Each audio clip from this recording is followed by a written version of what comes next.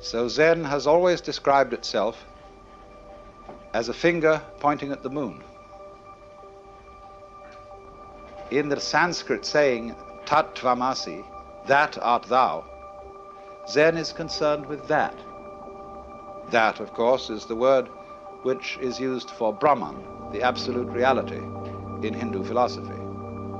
And you're it, only in disguise, and disguised so well that you've forgotten it. But unfortunately, ideas like the ultimate ground of being, the self, Brahman, ultimate reality, the great void, all that is very, very abstract talk. And Zen is concerned with a much more direct way of coming to an understanding of that, or thatness, as it's called, tathata in Sanskrit. So Zen has been summed up in 4 statements. A direct transmission outside scriptures and apart from tradition. No dependence on words and letters. Direct pointing to the human mind and seeing into one's own nature and becoming Buddha.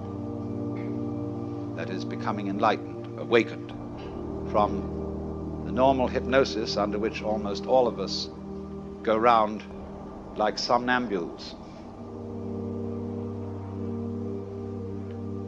It's extraordinary how much interest has existed in Zen in the United States, especially in the years since the war with Japan.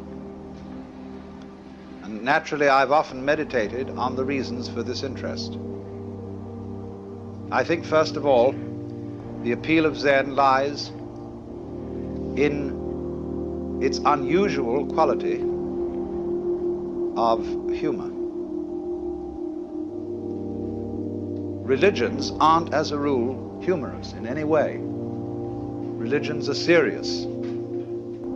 And when one looks at Zen art and reads Zen stories, it is quite apparent that something is going on here which isn't serious in the ordinary sense, however sincere it may be. The next thing I think that has appealed to Westerners is that Zen has no doctrines. There is nothing you have to believe, and it doesn't moralize at you very much. It's not particularly concerned with morals at all. Another thing that appeals very much to Western students about Zen is that they've read their Zen from Suzuki and from some of my writings and from R.H. Blythe. And these people present a rather different kind of Zen from that which you will find today in Japan. They present what is essentially early Chinese Zen from the old writings ranging from about shortly before 700 AD to 1000 AD. And that Zen has a very different flavor from modern Japanese Zen. And so, of course, many of the people who go to study Zen in Japan disapprove of Dr. Suzuki thoroughly, and also, naturally, of my exposition of Zen, because we don't make a great fetish of studying Zen by sitting. In Japan today, they sit and they sit and they sit. R.H. Blythe asked a Zen master, what would you do if you had only 1/2 hour left to live? And he said, I would do Zazen, which means he would sit like a Buddha here and practice meditation.